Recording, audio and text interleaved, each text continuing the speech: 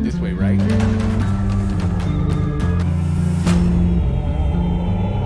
Balik lagi bareng gue Rizal. Kali ini cerita film akan menceritakan alur film berjudul Nisab Badam. Film bergenre horor misteri, bercerita tentang villa bernama Woodside Villa di tahun 1972. Di dalam villa tersebut terdapat lukisan wanita yang sudah memakan korban pasangan suami istri. Sebelum masuk ke ceritanya, Mimin sapa dulu nih warga yang hadir kemarin. Ada Wulandari 6887, M. Horezari 0187, Nova Fadila 2250, Cintra Revises Putri 7949, Siti _Nurhayati 12. Bagi warga yang ingin disapa selanjutnya, silahkan kasih komentar terbaik buat miminnya. Berpuluh-puluh tahun kemudian atau di masa kini, kejadian yang sama terjadi. Kali ini, korbannya adalah seorang musisi terkenal bernama Anthony dan pasangannya Saksi. Dan cerita misteri kematian di Woodside Villa pun dimulai.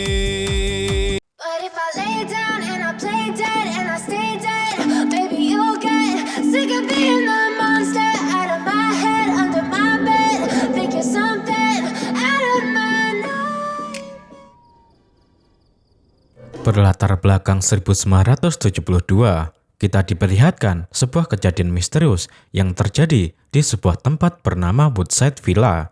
Sepasang suami istri bernama Peter dan Melissa yang sedang menikmati bulan madu di villa tersebut menjadi korban pembunuhan misterius. Jasad mereka ditemukan di sebuah ruangan bawah tanah dengan kondisi yang menyedihkan.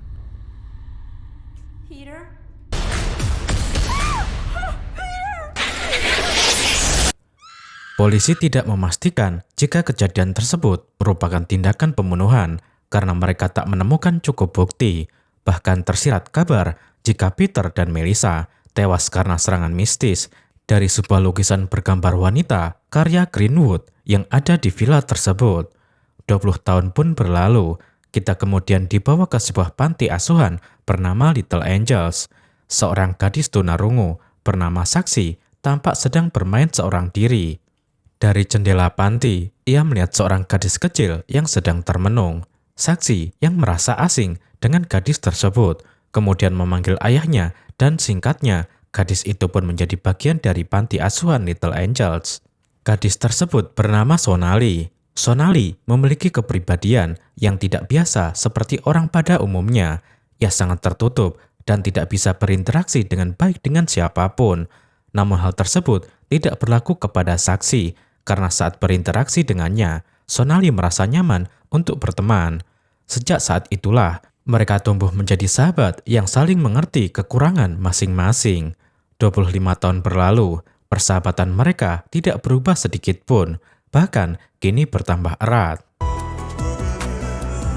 Saksi yang memiliki bakat seni dalam dirinya, kini menjadi seorang pelukis dengan karya-karya yang luar biasa.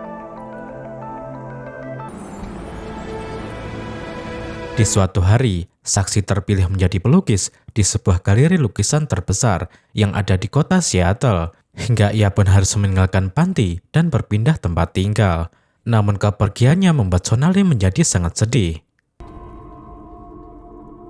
Saksi mengatakan jika ia sudah menjadi pelukis terkenal, ia akan memanggil Sonali untuk tinggal bersamanya.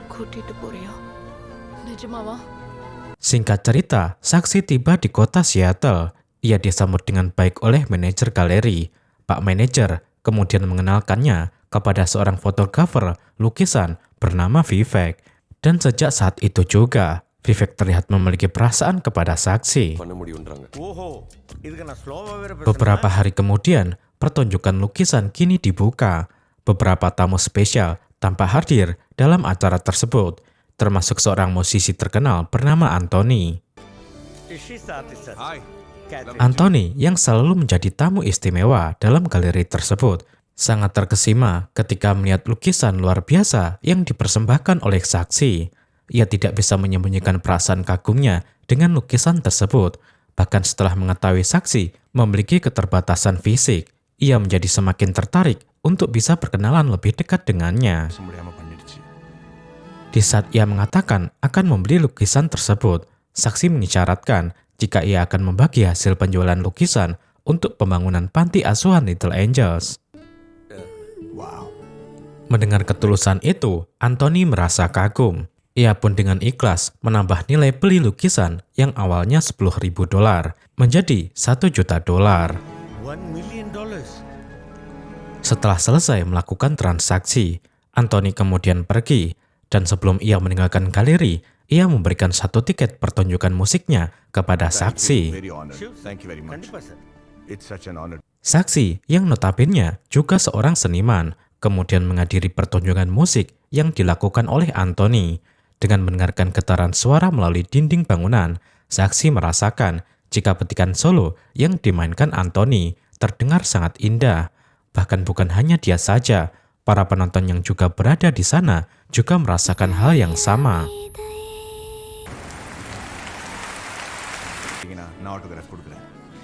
Saksi yang sudah menjadi bagian dari galeri seni kini mendapatkan fasilitas penunjang, yaitu sebuah rumah yang sangat bagus. Ia kemudian memenuhi janjinya kepada Sonali dan memanggilnya untuk hidup bersamanya. Di lain sisi, hubungan di antara saksi dan Anthony kini semakin dekat.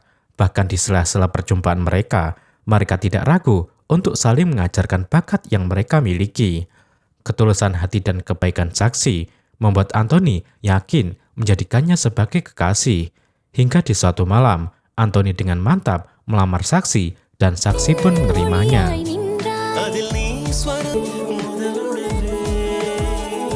Di suatu kesempatan, manajer galeri mendapatkan tawaran yang sangat fantastis dari seorang investor seni. Ia meminta agar pihak galeri membuat duplikat lukisan bergambar wanita karya Greenwood. Namun manajer yang mengetahui jika lukisan itu adalah lukisan misterius yang berada di Woodside Villa. Ia pun menolak tawaran tersebut karena cerita mistis yang beredar selama ini. Namun saksi yang tak sengaja mendengarkan perdebatan mereka kemudian mendatangi manajer dan mengatakan jika ia bersedia melakukannya. Ditemani Anthony, saksi kemudian pergi ke villa tersebut. Namun kejadian yang tidak diinginkan terjadi, di mana di saat mereka berpencar untuk mencari lukisan itu, Anthony yang berada di ruangan bawah tanah kemudian diserang sesuatu secara misterius hingga ia pun tewas dengan kondisi yang sangat mengenaskan.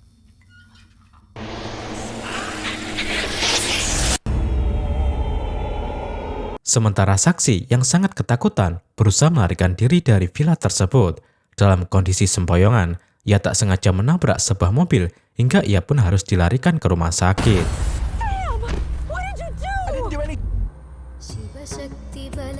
Kasus tewasnya Anthony kini ditangani oleh kepolisian kota Seattle.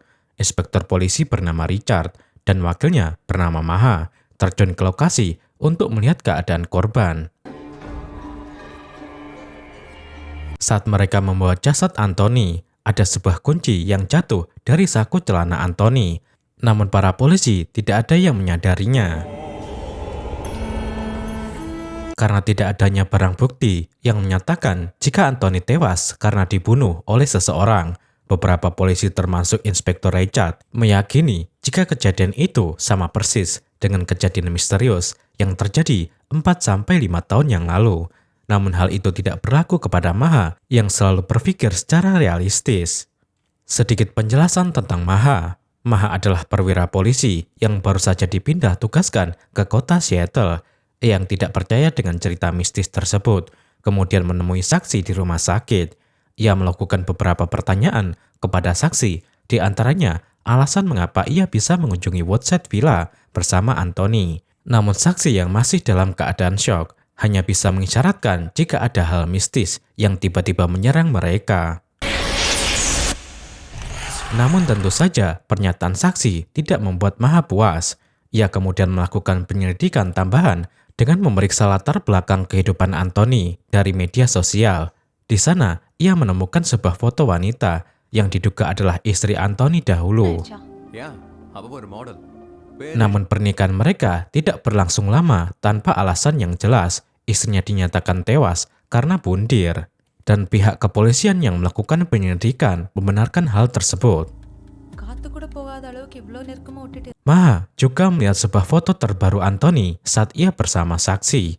Dalam foto itu, ada seorang gadis di antara mereka. Dan setelah ia selidiki, ia akhirnya mengetahui jika gadis itu bernama Sonali. Sementara di tempat lain, Kapten Richard tampak kesal dengan pemberitaan media yang mengatakan jika kepolisian tidak peduli dengan kematian Anthony. Bahkan media mengatakan jika Kapten Richard adalah orang yang sangat temperamental. Kapten Richard dan Maha melanjutkan penyelidikan dengan mendatangi kediaman Anthony. Di sana, Maha kembali melihat foto Sonali saat bersama Anthony dan saksi. Karena tidak menemukan petunjuk lebih, mereka melanjutkan penyelidikan dengan mendatangi orang-orang terdekat Anthony, termasuk Vivek. Dari sana tersimpulkan jika Anthony tidak memiliki musuh di kota Seattle. Kematian Anthony yang tidak bisa terpecahkan menjadi cambukan tersendiri bagi pihak kepolisian. Terlebih lagi, 2 tahun belakangan ini diketahui ada beberapa gadis yang menghilang secara misterius di kota Seattle. Dan kepolisian belum bisa memecahkannya. Sampai jasad Anthony dikebumikan, Kapten Richard menyatakan jika kasus tersebut akan ditutup untuk sementara waktu sampai polisi bisa menemukan bukti yang baru. Maha memanggil kembali saksi dan menanyakan tentang keberadaan Sonali. Ia tahu jika Sonali tidak berada di rumah sakit saat saksi sedang dirawat, dan saat Anthony dikebumikan, Sonali juga tidak berada di sana. Di sini, saksi kemudian berterus terang jika sebenarnya Sonali juga telah menghilang. 2 hari setelah acara pertunangannya berlangsung, Sonali tiba-tiba hilang dan tidak diketahui keberadaannya. Saksi kemudian memberitahukan hal itu kepada Anthony, dan sudah 2 minggu sejak kejadian tersebut, polisi belum bisa mendapatkan kabar apapun tentang keberadaan Sonali. Ditambah lagi, ketika media mengabarkan jika saat ini sudah ada beberapa gadis yang menghilang secara misterius di kota Seattle, membuat saksi menjadi sangat panik. Anthony merasakan jika saksi mengalami depresi karena hal tersebut. Ia pun mengajaknya liburan selama seminggu sambil menunggu kabar baik dari kepolisian. Singkatnya, mereka kemudian berlibur dan di saat yang bersamaan, saksi memberitahu tentang pekerjaan yang diberikan pihak galeri kepadanya. Di sanalah mereka kemudian pergi ke Woodside Villa untuk mencari lukisan Greenwood. Namun sesuatu yang tidak diinginkan terjadi dan menewaskan Anthony. Belum puas dengan penjelasan saksi, Maha melanjutkan penyelidikan dengan mendatangi panti asuhan Little Angels. Di sana, ia akhirnya mengetahui jika Sonali dan saksi memiliki hubungan pertemanan yang sangat erat. Ia bahkan mengetahui jika Sonali tidak akan membiarkan saksi berhubungan dengan pria yang tidak jelas. Hal itu pernah dibuktikan dengan sikap Sonali yang pernah menyerang pria hidung belang ketika mencoba mendekati saksi. Bahkan ia rela dipenjara selama 6 bulan karena kasus tersebut. Mengetahui fakta itu, Maha menyimpulkan jika kemungkinan hal tersebut juga terjadi kepada Anthony. Dari raut wajah Sonali saat berfoto dengan mereka, tampak jika Sonali tidak menyukai hubungan mereka berdua. Maha kembali menarik kesimpulan jika Sonali bukanlah menghilang secara misterius, melainkan ia melakukan rencana dengan seolah-olah menghilang untuk membunuh Anthony. Kecurigaan Maha bertambah kuat ketika ia menemukan sebuah gambar di lemari Sonali yang menggambarkan posisi tewasnya Anthony. Namun di satu sisi, Maha meyakini jika Sonali tidak mungkin melakukan pembunuhan itu seorang diri. Ia pasti dibantu oleh seseorang, dan yang jadi permasalahannya siapakah orang itu. Untuk mengetahuinya, Maha memutuskan kembali menjumpai saksi. Di kediaman saksi, terlihat seorang pria misterius berusaha memasuki rumahnya. Namun Maha yang saat itu juga berada di sana, langsung mengejar orang itu. Namun sayangnya, ia harus kehilangan jejaknya. Ditemani Inspektur Richard, Maha kemudian kembali ke rumah saksi dan bertanya siapakah orang yang dekat dengan Sonali selain dirinya. Namun saksi mengatakan tidak ada karena selama ini Sonali tidak mau berhubungan dengan orang lain. Saat hendak pulang, Kapten Richard yang merasa curiga jika saksi menyembunyikan sesuatu dari mereka, kemudian memasang alat pelacak di mobil saksi. Keesokan harinya, kepolisian meminta saksi melakukan reka ulang kejadian saat Anthony terbunuh. Sedangkan Maha berusaha mencari sidik jari Sonali yang jika memang nantinya ditemukan, maka kecurigaannya selama ini kemungkinan benar. Saat melakukan reka ulang adegan, tidak ada satupun yang janggal dengan apa yang dilakukan saksi. Sampai suatu ketika, seorang polisi bernama Tom menemukan sebuah kunci di sudut ruangan yang diduga itu adalah kunci yang terjatuh dari sakunya Anthony. Tom kemudian memberitahukan hal tersebut kepada Inspektur Richard, namun tanpa alasan yang jelas, Inspektur malah membunuh Tom dan membuang jasadnya dari atas balkon. Kepolisian dibuat panik dengan kematian Tom, sementara Inspektur Richard datang dari pintu samping seolah-olah ia tidak mengetahui sesuatu yang terjadi. Maha menemukan satu kancing baju dari tangan Tom, dan setelah ia melihat pakaian orang-orang yang ada di sana, ia pun menyadari jika Inspektur Richard adalah pelakunya. Hal itu terlihat jelas karena salah satu kancing yang digenggam oleh Tom sama dengan kancing yang terlepas dari jas Inspektur Richard. Di sini kecurigaan baru pun muncul. Di upacara kematian Tom, Maha diam-diam menyelidiki ruangan Inspektur Richard untuk mendapatkan petunjuk lebih. Di sana, ia pun menemukan sebuah kunci yang terbungkus di plastik barang bukti. Namun belum sempat ia mengamankan kunci tersebut, Inspektur Richard keburu memasuki ruangan hingga ia pun harus bersembunyi. Setelahnya, Inspektur Richard pergi ke sebuah villa terpencil yang berada di pinggiran kota Seattle. Namun ia tidak mengetahui jika Maha diam-diam mengikutinya dari belakang. Sesampainya di sana, Maha terlebih dahulu memasuki villa dari jendela samping. Kemudian Inspektur Richard menyusul memasukinya. Inspektur Richard kemudian pergi ke sebuah ruangan untuk melihat rekaman CCTV. Namun betapa terkejutnya ia saat mengetahui jika harddisk rekaman CCTV telah menghilang.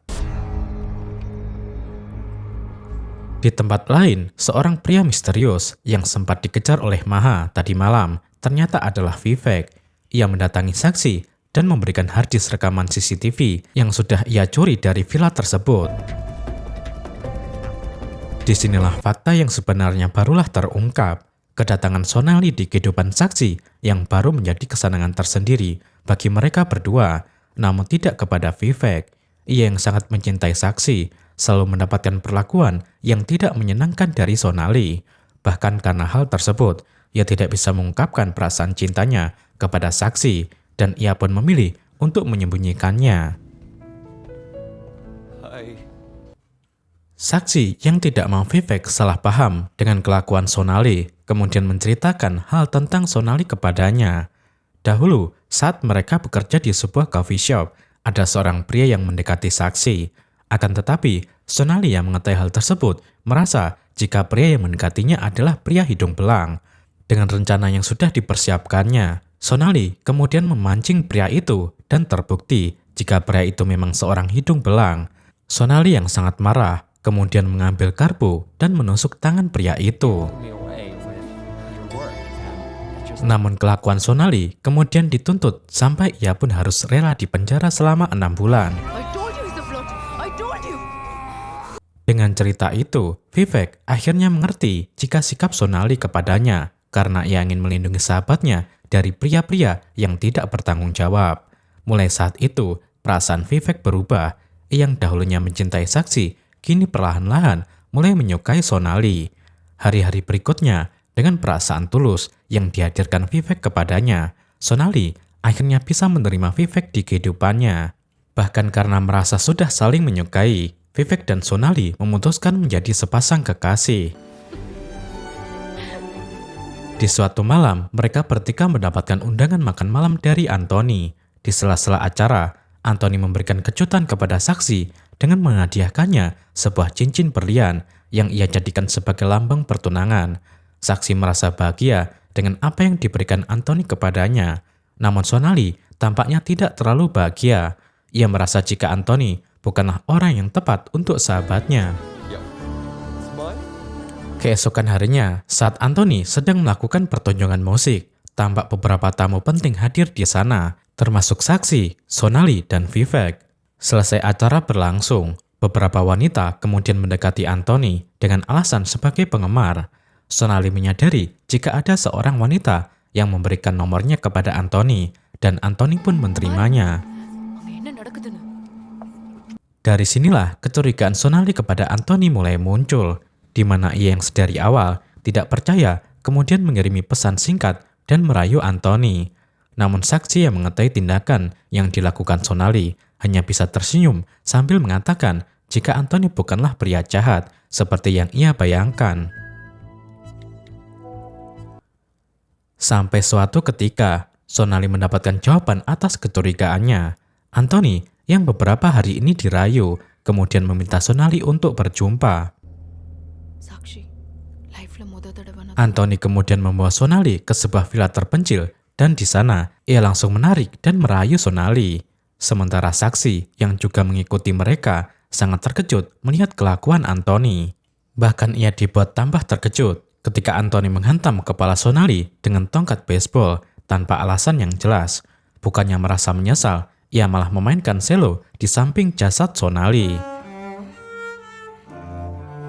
Tak berapa lama, saksi melihat seseorang mendatangi tempat itu. Orang itu tak lain adalah Inspektur Richard.